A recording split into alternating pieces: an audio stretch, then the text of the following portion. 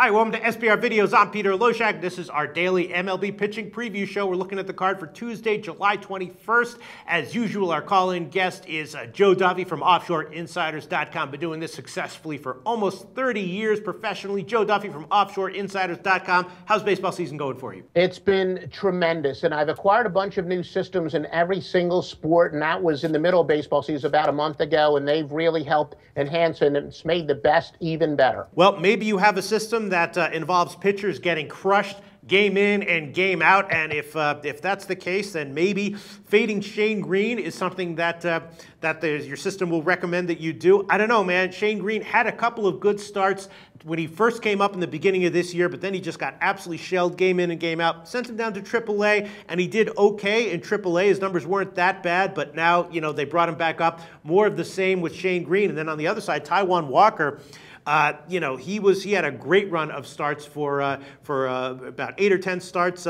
2 starts ago, but then he started to get hit. He got hit at home. Now he's going on the road where he struggled more. Detroit has a strong lineup. Do you think this game has overwritten all over it? Yeah, Taijuan Walker, remember, he started out very slowly, but he was so highly touted. They knew he had great stuff. And what do I always say? That these young pitchers especially, they're almost always much better at home than they are on the road. And pretty much for the reasons that you said, the over is probably a good play still. All in all, even though he's pitching on the road, Taijuan Walker's probably the better pitcher here. He's still 6-2 with a 3.03 ERA over his last 9 starts. But as you said, that was, after he was sizzling, he went about 5 or 6 starts where he was almost unhittable. So all in all, with Walker on the road and with Shane Green being Shane Green, it should be a high-scoring game. All right, and then the other game that's caught my eye here is Cleveland at Milwaukee, right? It's Danny Salazar against Matt Garza, and Cleveland has a lineup that can really take advantage of struggling righties, and I made that prediction their last game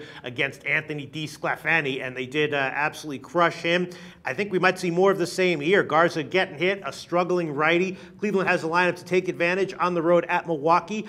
Salazar can also get hit. He's kind of up and down, so I think, we either see a win by Cleveland on the run line or an easy over. What do you think? Salazar has not lasted very long, and he's lasted fewer than 5 innings in 3 of his past 5 starts, although he hasn't gotten drilled quite as much as you would expect, a pitcher that's been pulled that early. 4.20 ERA during that span, so he does seem to be struggling at this point. If you're betting on Salazar, in reality, you might be betting on the bullpen and the bats, because he has been struggling. And Garza, they did put him on the disabled list, but they said it was precautionary, and between that and the All-Star break, I think he will be fine. So at this point, Milwaukee probably with the pitching advantage. Really? You think that Milwaukee has a pitch? I'm just seeing, him being roughly as vulnerable as DeSclafani was in Cincinnati against Cleveland. Of course, we saw that game. He got crushed. No, at this point, I'm not really in love with either one of these pitchers, but if you're asking me who I do think has the pitching advantage, it is Garza. But the fact that they did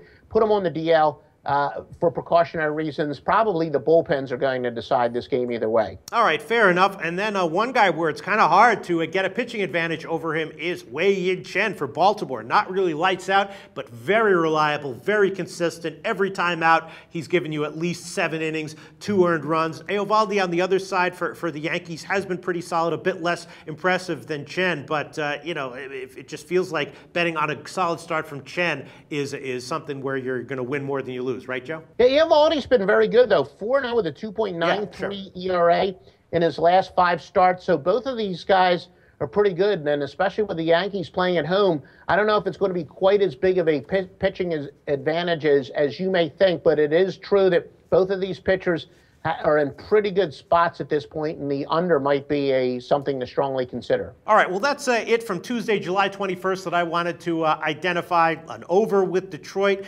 and in the Cleveland-Milwaukee game, either a bet on the Cleveland run line or the over there if Salazar gets hit. Is there anything from Tuesday, July 21st that you'd like to bring to our attention? Joe Duffy. Well, one of the more interesting splits is Michael Wacha. He's pitching a night game where he's got a 3.52 ERA and 10 night starts compared to 2.08 in 7-day starts. A guy who's somewhat sneaking under the radar, Matt Latos, where you remember that he was pitching batting practice early in the year, but his last 5 starts, solid 3.31 ERA. He's got 31 strikeouts in 32 and 2/3 innings. So those of you who have been making money going against Latos early in the year, this might be the time to reverse course and at least take a strong look at possibly going with him, because he is doing much better. And, San Fran's Chris Heston pitching very well, 2.12 ERA over his last 7 starts. And by the way, Garrett Cole, talk about a guy who's been as hot as anybody since September the 7th of last year. He's 17-3. Now, the Pirates are a very good team. We know that Cole's a good pitcher. But as good as he is, it's almost like I can't make the line high enough. Garrett Cole's quietly been as dominant as anybody has going back to late last year. Joe Duffy from OffshoreInsiders.com. Thanks so much.